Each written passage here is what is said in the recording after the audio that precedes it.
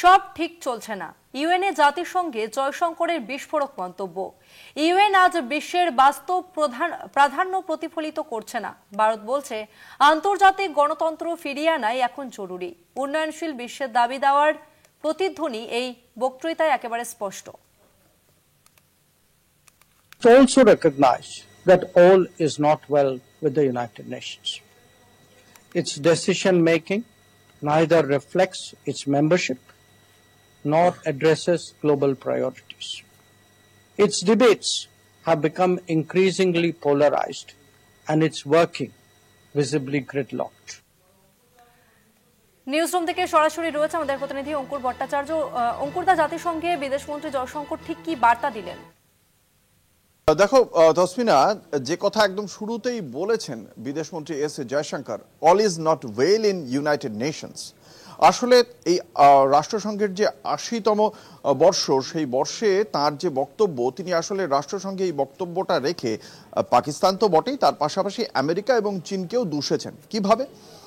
এই মুহূর্তে পেহেলগামের পর যে অপারেশন সিঁদুর হয়, সেই অপারেশন সিঁদুরে পর পাকিস্তানকে আন্তর্জাতিক মঞ্চে কোণঠাসা করতে সবসময় সচেষ্ট রয়েছে নয়াদিল্লি, এবং সেক্ষেত্রে যে কোনো আন্তর্জাতিক মঞ্চেই পাকিস্তানকে কটাক্ষ করা হচ্ছে নয়াদিল্লির পক্ষ থেকে, এবং যাতে পাকিস্তানের ওপর যাবতীয় নিষেধাজ্ঞা আসে তার জন্য চেষ্টার কোনো কসুর রাখা হচ্ছে না।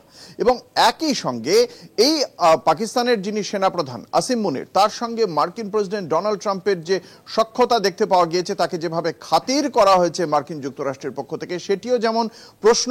তার পাশাপাশি এই যে টিআরএফ, যারা এই পেহেলগামে এই সন্ত্রাসবাদী কার্যকলাপ ঘটিয়েছিল, তাদের যখন নিষিদ্ধ করার প্রস্তাব গিয়েছিল, সেখানেও বাধা প্রদান করার চেষ্টা করেছিল, বিরোধিতা করেছিল চায়না। ফলে এই দুটি রাষ্ট্রকেই এই জায়গায় বিদেশমন্ত্রীর পক্ষ থেকে বলা হয়েছে যে আদতে রাষ্ট্রসংঘ বলে যে সন্ত্রাসবাদকে নির্মূল করতে হবে, শান্তি আনতে হবে, এই ধরনের কথাবার্তা বলা হয়, কিন্তু তাকে প্রতিফলিত করার জন্য, বাস্তবায়িত করার জন্য যা যা প্রক্রিয়া প্রয়োজন, সেই প্রক্রিয়া কিন্তু সদস্য দেশগুলি নেয় না।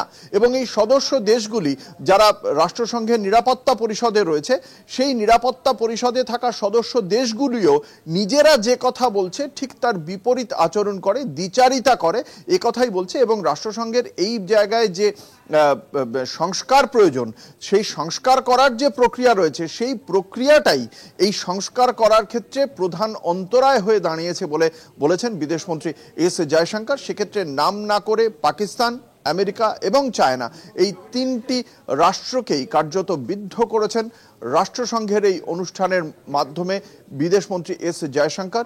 সেক্ষেত্রে এখনো পর্যন্ত তার এই বক্তব্যের প্রেক্ষিতে আমরা অন্যান্য রাষ্ট্রগুলির কোনো প্রতিক্রিয়া অবশ্যই এখনো পর্যন্ত পাইনি। তবে এই ঘটনা অবশ্যই গুরুত্বপূর্ণ যে রাষ্ট্রসংঘের এই অনুষ্ঠানে এই আমেরিকা, চায়নার মতো ক্ষমতাশালী রাষ্ট্রগুলিকে সম্পর্কে এই যে বার্তা দেওয়া যে তারা আদতে দ্বিচারিতা করে চলেছেন সন্ত্রাসবাদ নির্মূলের নামে, সেটা অবশ্যই তাৎপর্যপূর্ণ। তাসমিনা, ধন্যবাদ অঙ্কুরদা।